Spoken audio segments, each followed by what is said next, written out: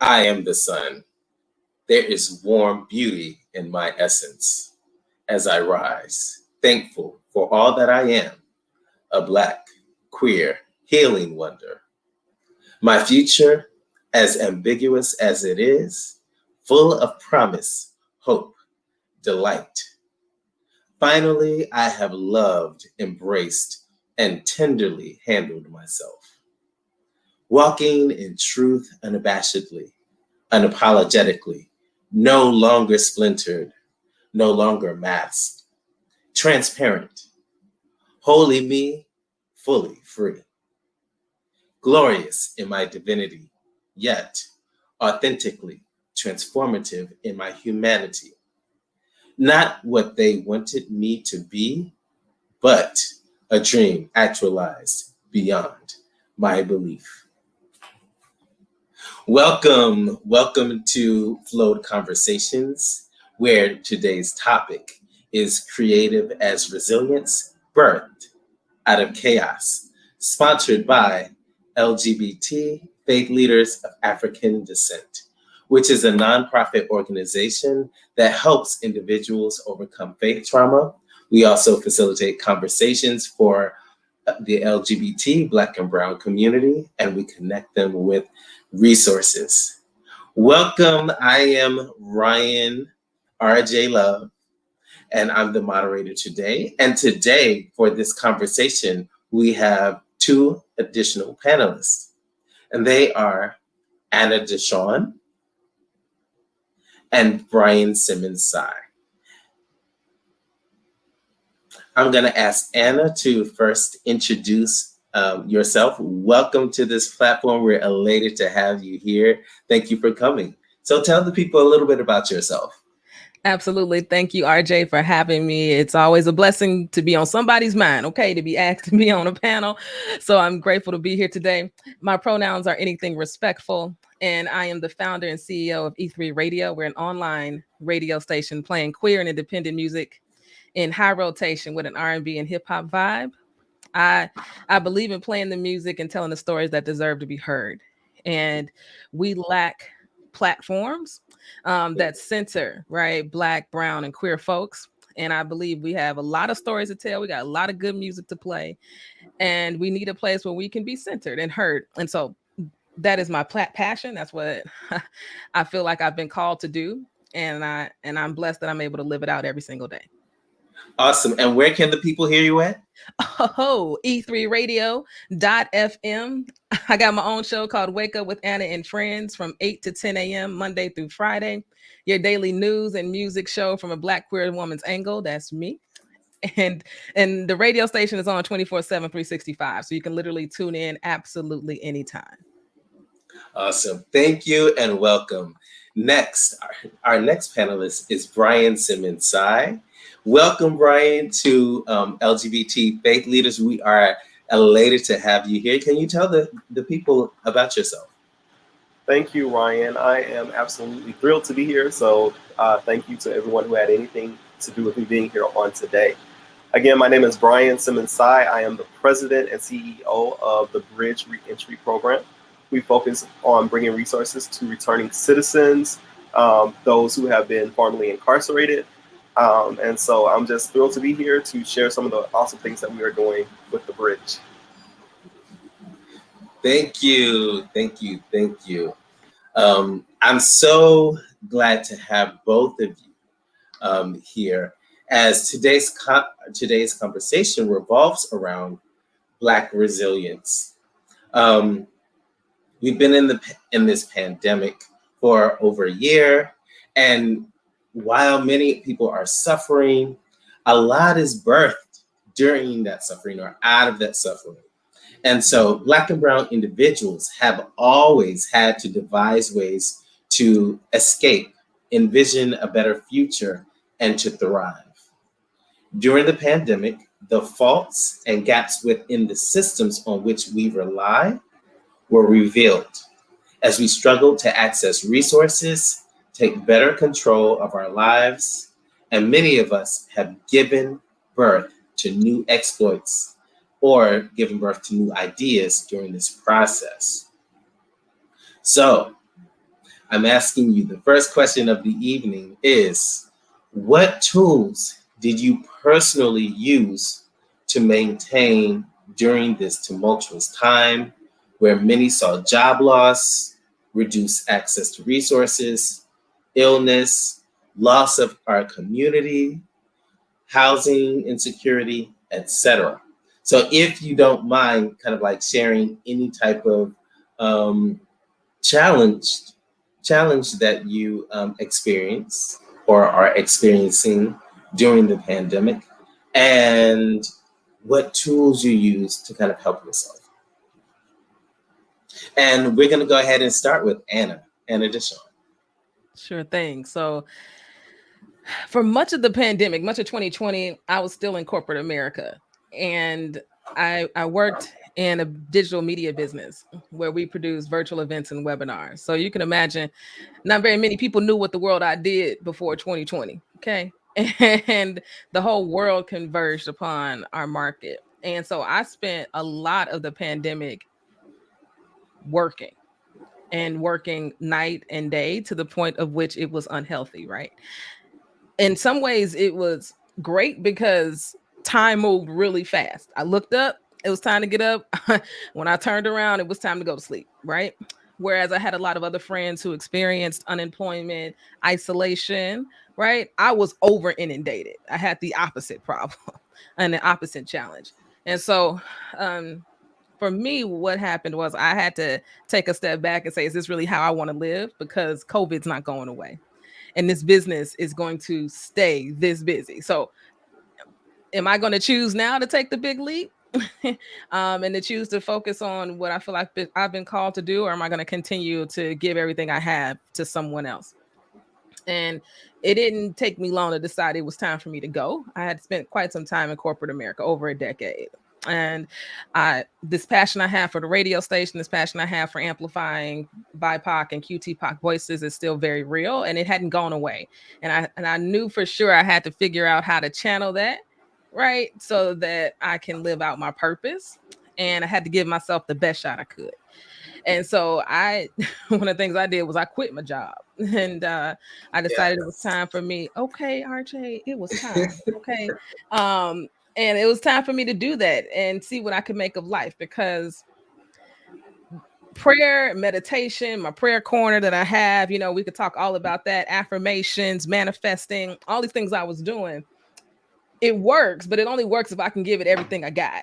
And I just wasn't in a position to be able to do that. And so for me, the struggle birthed enough courage, I would say, for me to step out on faith and live out what I'm supposed to be doing every single day. So, before I direct this question to Bryan, it sounds like to me that you prioritized, because you were working for someone else, you prioritize your dream, your own dream, yourself, your own desires during this time. And you said, now I'm going to take the leap of faith. Am I correct? Or? Absolutely. Oh, absolutely. And before then, it was nights, weekends. People thought I did E3 radio all day, every day. And that means I'm doing something right. But that was just not the case. And I was often exhausted. And on top of the other numerous things I'm involved in and my hands are in. And it just became time to be able to focus. And it became time to focus on one thing, even though it's still not one thing. As any entrepreneur knows, you got 50 things. But one main purpose, and it was time for that. And I'm grateful of 6 months in here, and it's been an amazing ride so far. Yes, so you reprioritize and focus on what you want. So there's specific reasons why I'm using these words, and thank you. And I'm elated because I'm entrepreneurial as well. So I love seeing Black and Brown, BIPOC folks, queer folks becoming entrepreneurial, owning, and by taking the focus, by putting the focus on your own dreams. Now, Bryan, I have the same question to you. Do I need to repeat it? No, I think I remember the question. Thank you. So for the bridge was birthed out of resilience. To make a long story short, I started the bridge when I was in seminary doing my Master's of Divinity. And one of my assignments was to volunteer for a nonprofit organization. And I could not find a nonprofit organization that I felt fit what I believed in. And so for that reason, I created the Bridge Reentry Program as my project. And so as it relates to your question, when COVID came around, the focus had to be shifted from just strictly on services for returning citizens to thinking about ways that COVID impacted returning citizens. And there were a plethora of opportunities out there as it relates to funding to help support those efforts. And so we started looking at, advocating for returning citizens who are currently incarcerated and not being released and are in confined spaces. And so we had to shift the focus from just looking at resources to seeing how we can be effective with advocating for returning citizens as well.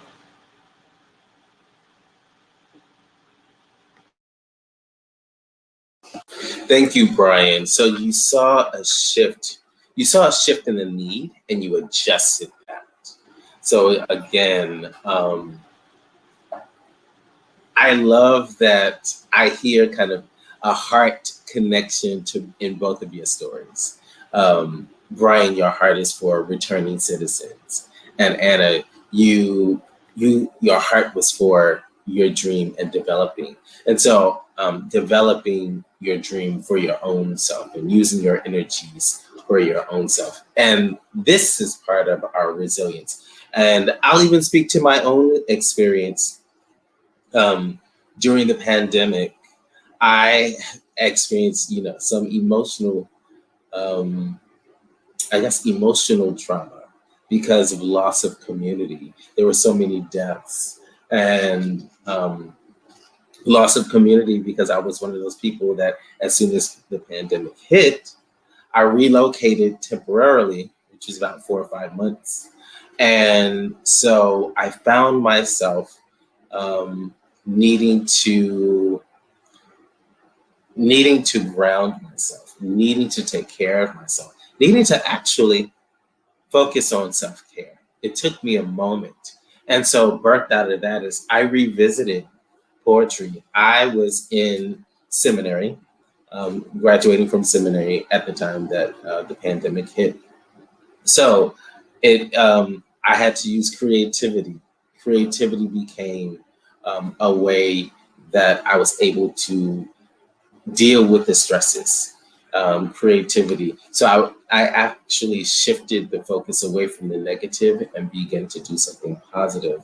I began to create a new community for myself, new communities, support systems. So thank you. My next question is, we talked about the issue and that we faced and how that helped you refocus. So I'm also asking this question. During the pandemic, because a lot of people have faced many challenges and some are spiritual, physical, mental, etc. How did you, Bryan, maintain your spiritual, mental, or physical needs? Can you talk about needs that you may have had in any one of those areas or all of the areas? Because again, churches have closed down, a lot of people have lost their community, and there's just a lot of stress. So there was a lot of financial stresses in Black and Brown communities because of lack of resources, etc. Yes. So yes, the pandemic brought about a lot of stresses, a lot of loss of community, a loss of just a sense of normalcy. And the best way that I was able to handle stress is just communicating with family and friends, trying to keep some type of connection. My favorite thing to do, and which I think is my best way of self-care, is traveling. And although there were a lot of travel restrictions, I was still able to travel in a safe way and still just have a sense of peace. So my spouse and I, we did quite a bit of traveling during COVID, safely though. And so one that brought about a lot of peace because we were able to spend time together, we were able to relax in a safe way. And so the pandemic, although the pandemic was going on, we were still able to enjoy each other. And I was just going to say that because of the new technology that we had, it allowed us to be able to still be in one place and still continue to manage our business because mostly everything was via Zoom.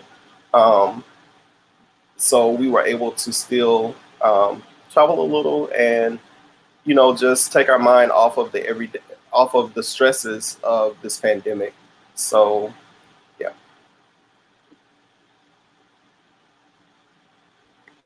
Thank you, Bryan. Thank you. Thank you for that answer. Okay, I have the same question for you, Anna DeShawn. How did you maintain your spiritual, mental, and physical needs? Did anything change for you? Everything changed. Everything changed for everybody. It was, and I think still is. The pandemic is still very real, right? As we sit here battling the Delta variants and the variants to come. Okay, and also, you know, Black and brown communities and their distrust of vaccines and vaccinations, right? So based here in the city of Chicago, out of the 12 neighborhoods with the lowest vaccination rates, 10 of them are Black and brown neighborhoods, right? And we've got pre-existing conditions, all the things and all the good reasons not to trust it, right? But but even more reasons in the world to also figure out how in the world you're going to stay safe out here. And so I feel like we are still very much so in the midst of it. And for me, I mentioned my prayer corner earlier is a very real thing for me. And there are pictures of my family, pictures of me growing up, pictures of my ancestors, a candle, my affirmation, my masterminding book, right? My meditation books. And literally, if I don't spend time in that corner for at least 10 minutes a day, my day is not going to go right. The news, everything going on in the world. When we talk about 2020, I think about the Black Lives Matter movement. I think about the pain and the anguish around just living and being as people, as all of us are folks living at the intersections, whether it's something going on with the gay folks, the Black folks, women, child. I could be exhausted on any given day. And the news cycle is most likely going to hit me, target me, be about me, or some form of my identities. And it is absolutely exhausting. So I do my best to spend at least 10 minutes a day in that corner every single day. I will say physical activity was challenging. I'm somebody who loves going to the gym, and the gym is not a safe place to be. Okay. So figuring out ways to stay physically healthy during this time has also been a challenge. I'm blessed that we had a room in the house where I turned it into a somewhat of a gym. Grateful for FaceTime. Okay. Zoom was great as well, but FaceTime made things possible for virtual training sessions and all those types of things. For me, it's a balance. So spiritual well-being, physical well-being, mental well, they are all so incredibly tied together. And when one is off, everything can be off. So the challenge also for me was finding a routine during this time. Like, what does it mean when if I don't have to get up and go out to work and I ain't making and prepping meals? And I was like, OMG. Okay. The Virgo in me was just crying out for help on a routine. And so I think for me, it was about finding balance. And it is still a work in progress. This is nothing perfect over here. And so just trying every day to be my better self, to find when I'm feeling in those moments of stress and overwhelming, knowing what I need to do to get centered again. So going that prayer corner is not just about the morning, it's about in the middle of the day. Okay. It's about going before I go to bed. Um, I think there's something very powerful about being connected to spirit during these times, especially when it seems so freaking bleak. And so much loss and so much hurt, and remaining hopeful is so incredibly important. I love that you really talked about your fitness, your journey with fitness and prayer. Because during the pandemic, I was a fitness buff pre-pandemic, and then during the pandemic, my emotions were at a place where I just could not force myself to go to the gym, and I just didn't have my normal fortitude. So I find myself now. I'm able to go to the gym, just not as frequently. I find myself taking more walks. I spend more time in green spaces. I try once a week to take a blanket to the park and just whatever happens, happens. If I work there, if I sleep there, if I read there, if I eat there, sometimes by myself, sometimes with a friend. And that's how I've been taking care of myself. But also my prayer has kind of changed for me. Instead of being on my knees, I kind of walk and pray. Sometimes I sit down. Sometimes I just do meditation, to keep my mental faculties, to keep my spiritual connection. Because, like you said, hope is sometimes things can seem really, really bleak during these times because the news, the politics, what's going on, the new Delta variant, which seems like it's going to keep us isolated and inside just a little bit longer. So with all of these challenges, news issues, it seems staying spiritually connected and keeping my mind, body, and soul engaged. I've found the ways to make it through us. And also I do therapy. Therapy works for me. Jesus is good. Therapy saves Therapy is good. lives. Okay, therapy saves lives. Okay. I need a whole shirt that says that, RJ. I'm just saying. And a little CBD doesn't hurt either, but I'm not going to talk too much about that. Well, I don't know what conversation this is, RJ. We can do Oh, we can go there then, CBD or whatever you need. But those are some of our coping mechanisms so that we can be whole, so that we can make it through the challenging moments. And then until we can find a space to become resilient, until we evolve, because sometimes we have to sit where we are. Sometimes before we move forward. Okay. So I'm sorry, RJ. You just said something that triggered something else. So sitting, right? I think that the fact that we were sitting still for such a long time in 2020 is part of the reason why I feel like folks who are able to tap into it, were able to tap into some creative, piece of them that they hadn't tapped into in a while, that they were able to maybe see things they hadn't seen before, or dream about what the life that they wanted to live or want to live, because it just seemed like life was just fleeting, right? And get turned around, we got an airborne, we have an airborne disease. Like, it's just not something you really conceptualized happening, right? So I feel like sitting still if you chose to, allowed you to tap into something that maybe you were ignoring, but you just couldn't ignore it anymore. And I think some really beautiful things have been able to blossom out of that. I love that you addressed that. You heard that, because I'm located in New York, which is a metropolis, and we don't sit still here. And so, because I was a graduate student with an internship and doing so many things, planning the future, and this made everything stop. And I was able to address some things that I had put at the back of my mind or put in the closet to deal with later. Like, I love that we kind of had, it's almost as if we had a reset moment to reevaluate our lives. Are we living to think? Are we living our call? Are we living our purpose? Are we doing the work that we want to do? Are we building our lives, or are we allowing other institutions, other people to direct us? So I thank you.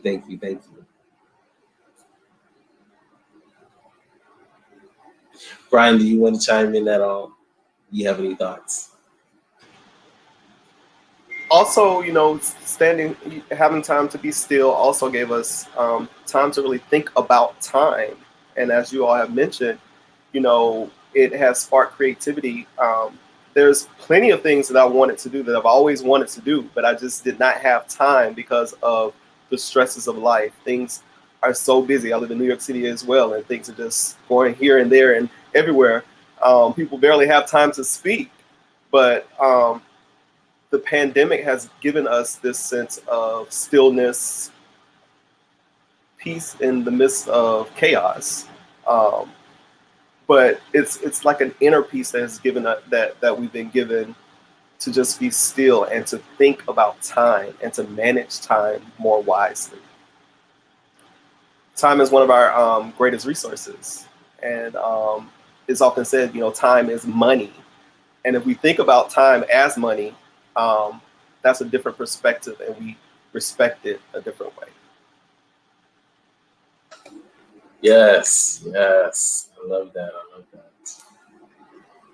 So I have a quote from Enrique Martinez Celaya, who is a contemporary artist in Cuba. And he says, creativity often comes from survival skills, from having to solve problems in inventive ways, because you didn't have more obvious means at your disposal. Many people tend to associate creativity with freedom and moving laterally across a field of possibilities. In fact, creativity is frequently a response to those limits, and it usually demands a vertical, deeper incursion into the material. So let's speak about the creative, which can be spoken about loosely. Bryan, what did you discover about yourself during this process? It can be about yourself. It can be about self-care. It can be about your resilience. It can be any of that. What did you discover about yourself which brought you to this point where you're like, okay, I have this nonprofit, and now we need to do some modification? Or what did you discover about yourself in general during this process?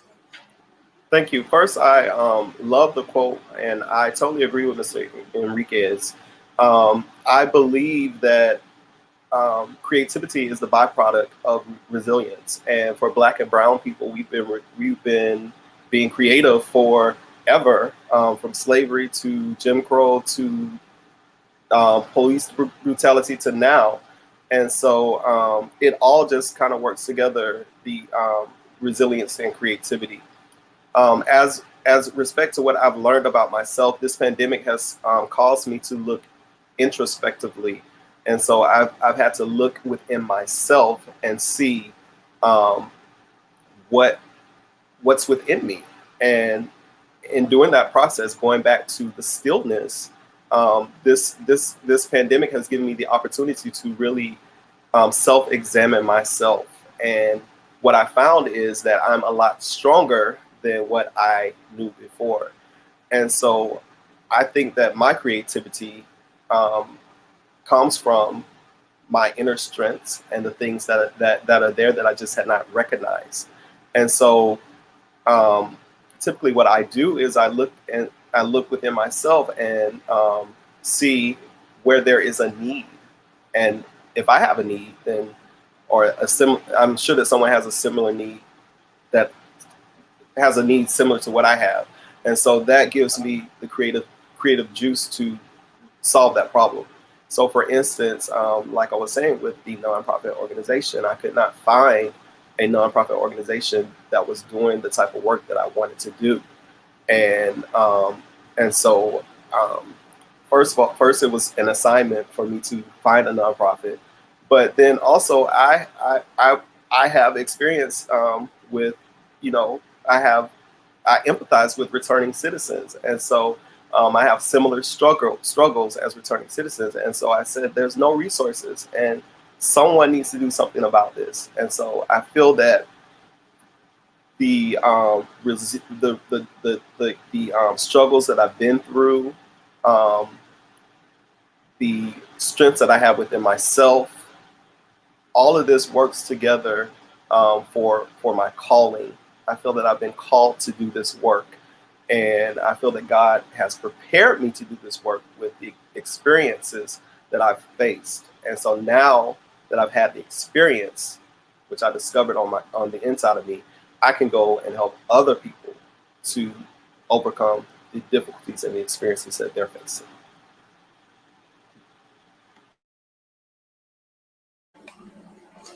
I'm going to pose the same question to you, Anna DeShawn.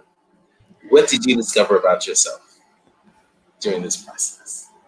Yeah, you know, I think I'm still discovering lots of things. So when so as a part of my process with my affirmation book, there is a place to do the daily affirmations, but there's also a place to do reflections, right? And the reflection pieces I have found to be very impactful for me, because oftentimes we are going. Well, let me speak for myself. I am going, right? There are things I need to do. There are things I need to accomplish in order to reach my goals. I'm very clear on how I want to get there. But oftentimes I forget to reflect and think about how much I have actually done. And so I have found that in my reflections, I find that I am I find myself to being more grateful every single day that I had the capacity and that I was given this vision to live out. And also grateful for those in which I share community with, and those who support me and support the work that I'm looking to do and accomplish.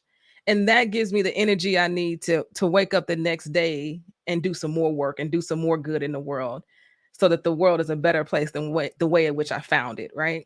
So I am finding that I can do more than I ever thought I could, and withstand more than I ever thought I could when I think back on what I've done over the last 16 months during this pandemic. You just never know until you're pressed. And the pandemic pressed all of us in various ways. And I found that my capacity to manage various situations and circumstances will only prove to be beneficial as I move forward and as we move through whatever the pandemic will turn out to be. And I can sit here and say that I'm grateful for that, because it's hard to see it in the moment, but the reflections allow me to actually think about who I am and what I've done and what I'm doing in a really, really beautiful way.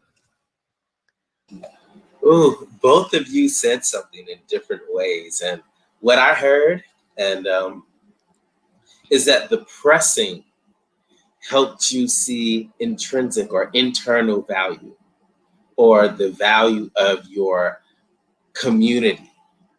And that's so important, because as Black, brown, queer, however you want to call it, often there is the taking away, there's the belittling, the demeaning, there's always erasure and devaluing. But you two were able to do the internal work and see that you have something to offer. You were able to see that you have wonderful skills. And then in that process, be grateful. I love that you said that, Anna DeShawn. You said you were thankful for what you've done and for what you're going to do. And even Bryan, seeing the value of what you have to offer. That is really, really powerful. And I wanted to kind of stress that, because our audience, our constituents, are Black and brown LGBT folks, some of the most oppressed folks, especially women, especially our trans women. So I just wanted to let them know that, yes, even as Black and brown, disenfranchised, whatever, you still have intrinsic value, and something can be birthed out of that during this season of like different pressures, financial and resource and housing and food, etc. And this is part of why we're having this talk, because you two are two examples of people with skills, and we're able to birth something in the midst of a global pandemic, which has shifted the world, which is seeing unprecedented unemployment, which changes the way that we live in the future. So thank you for sharing that. Feel free to chime in. Yeah, so while you were talking, it just reminded me of an affirmation that I absolutely love, which is just says that I am enough, right? So when you started naming off all of those, the oppressive, things that come our way, being who we are, it just reminds me I am enough. We are enough. You are enough. Some days waking up is going to be enough. Okay. I'm talking about all the things I do. Let me tell you about things I don't do. Okay. Things I will refuse to do. Okay. You have to know your boundaries and your own limitations and your own capacity. When I say I have a high capacity, I do. I understand that. But there are days where it's just a no, not today. Okay. My Calendly has slots of time that people can grab. That is it. That is all. Okay. There are lots of things we are managing, and sometimes waking up in the morning is enough. Okay. And so you have to know you enough to know what you can handle. We have been through so much as BIPOC and QTPOC folks, whether it was harm from church, harm from family, harm from friends, harm from just living. Okay. People make mistakes and harm us every single day, even the ones that love us the most. Okay. So be kind to yourself all at the same time. And I will also say social media is a great thing, and it can also be the thing you need to turn off. Okay. Do not measure yourself against Amen. anybody else. Don't you do it. Your thing is your thing. Your journey is your journey. Social media, people only post what they want you to see. They don't show you all the stuff. Okay. So I was just reminded when you were saying that, because we go through so much just being who we are. But you are enough. Yes. I love that. I love that. And another thing I love that you said, Anna, is you spoke about saying no. And I think there is power in saying no. Oftentimes we think that we have to say yes, or maybe I should speak to myself, for myself. I think that I have to tell everybody yes. And I don't have the capacity to do that. And so being in this pandemic has helped me to see, hey, it's okay to say no. I cannot say yes to everything. Can you do this? No, I cannot. And so that is a part of self-care as well, realizing your limits and your capacity. So thank you for sharing that. Thank you both. I guess I should kind of share some of the things that I discovered about myself, because I seem to kind of be opposite of everybody else, and I was preparing to launch a business before, right after graduation, and then the pandemic shifted so much, and I'm still kind of balancing things out. But I learned that it's okay to need help, and it's okay to ask for help. And Bryan and his partner, along with many other friends that I have had to call or post on social media, or go out for dinner, or ask somebody to pray for me, I haven't had to ask for help. And I am a strong person, but no man is an island. And this taught me it's okay to not be okay. And it's okay to ask for help and really, really depend and lean on other people. And another lesson I learned was self-care is a wonderful thing. I'm already a type A personality. And so I like to produce at a high level. And I always think that I can do everything. And during the pandemic, I had to sit my whole self down. And instead of worrying about time or having high goals, I'm the opposite of everybody. I had to kind of calm it down. I had to take walks. I had to allow myself to go to the movies. I'd have to, because I can be extremely rigid when I want to accomplish something. And this is a time to actually love me. Now, out of that self-love, there was something that was birthed out of that. And that creativity, the poem that I read at the beginning of this session, that's something that I wrote on the train in a moment of feeling good and feeling myself. I was feeling myself. And that came out of self-care. So yes, thank you.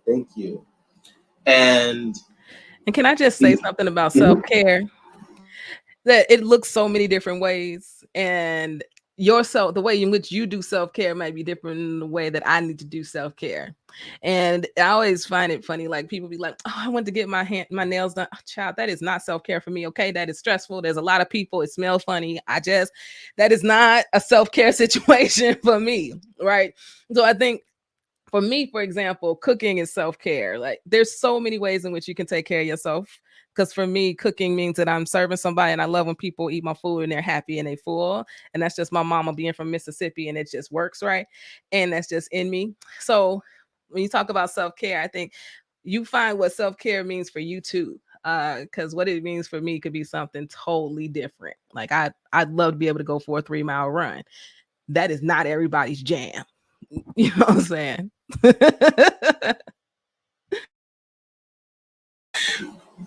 Thank you for bringing that up. That is important. We're different people. We have different needs. We have different thresholds, and so we also have different forms of self-care.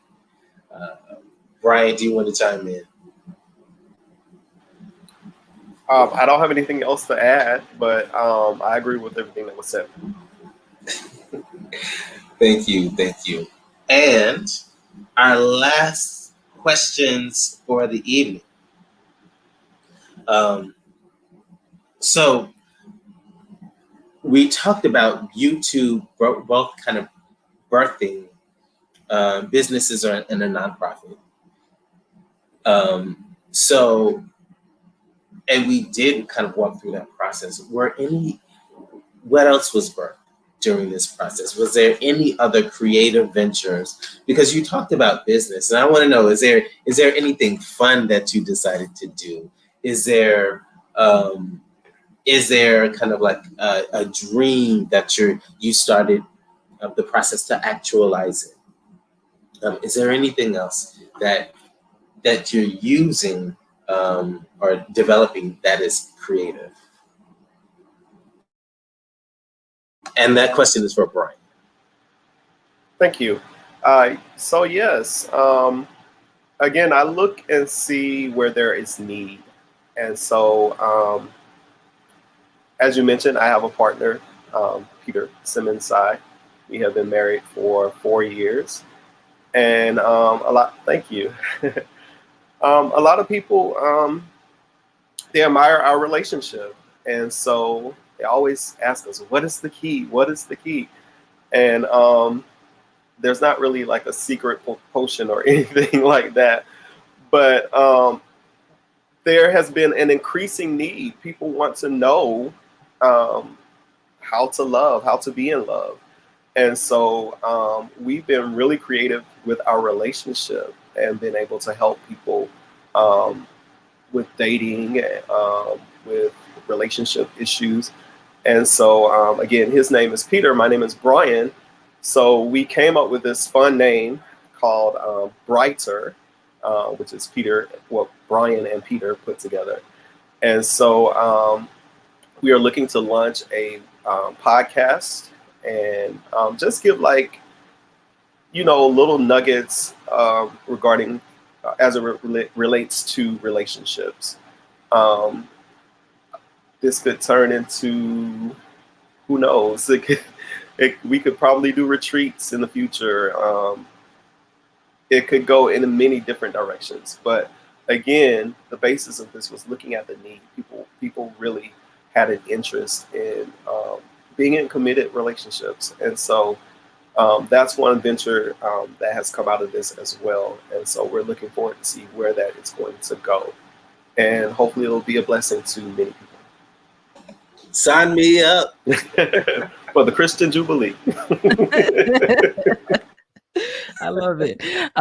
For me, so my work is my creative outlet. So it's where I speak and say what's on my mind. Outside of this microphone, I'm somewhere sitting down, probably not saying much anything and being very much so an introvert in a lot of ways. And so the other creative piece of our work right now is actually the development of an app, so that a couple things: one, to make it easier for folks to listen to the radio station, but then also to create space for podcasts by BIPOC and QTPOC folks, because I'm seeing another need, a lack of investment and visibility for BIPOC and QTPOC podcasts in these huge directories, the Apples, the Spotifys, the iHearts, the Stitches. You can't find us.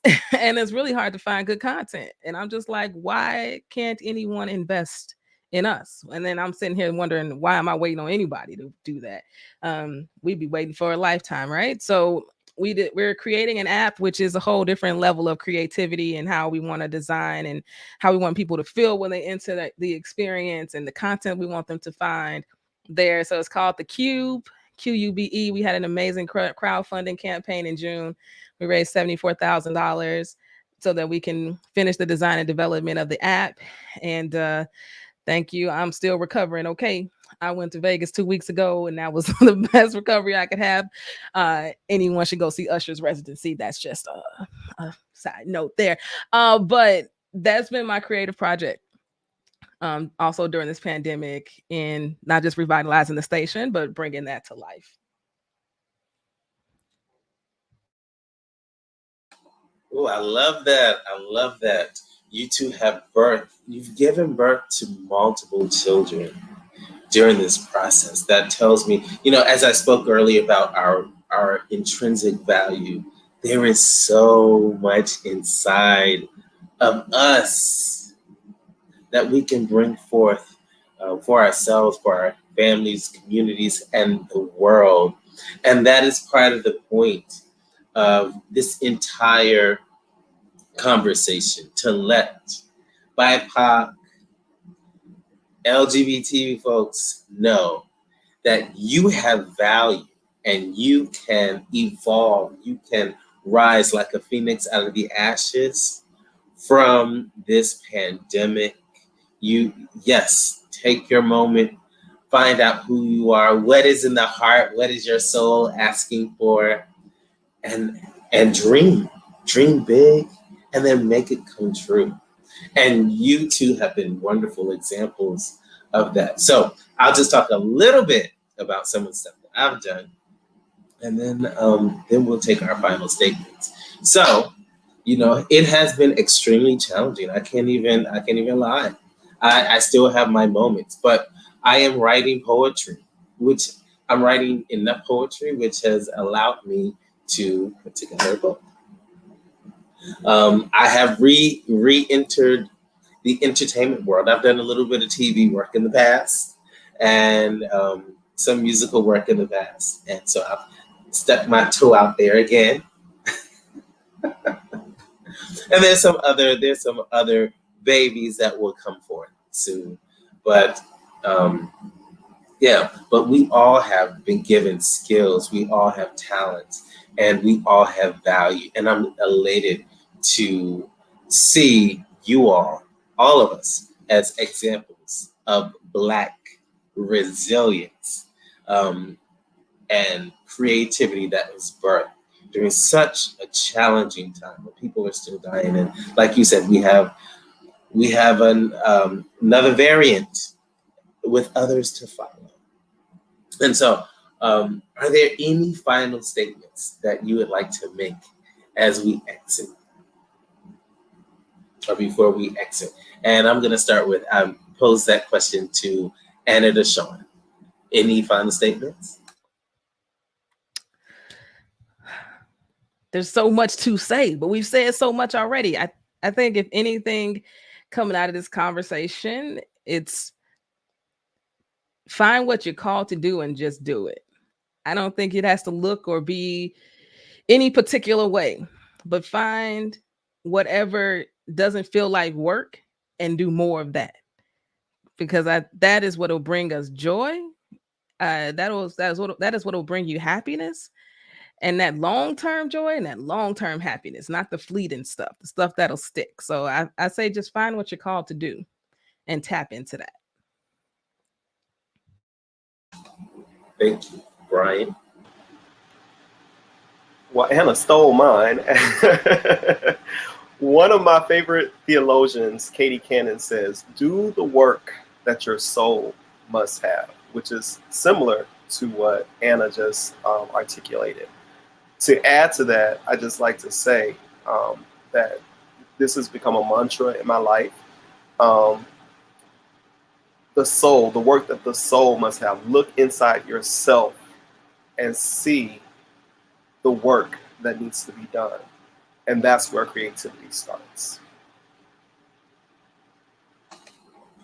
Thank you. Thank you. And our work and our passion here at LGBT Faith Leaders of African Descent is to love our community back to wholeness, to let you know that the divine is there for you just like we are. We love you. You have value, and you will give birth to many wonderful things. And so right now we say thank you for joining us, but we also say join us next month on the third Thursday of the month, and we look forward to seeing you. Thank you to our wonderful guests.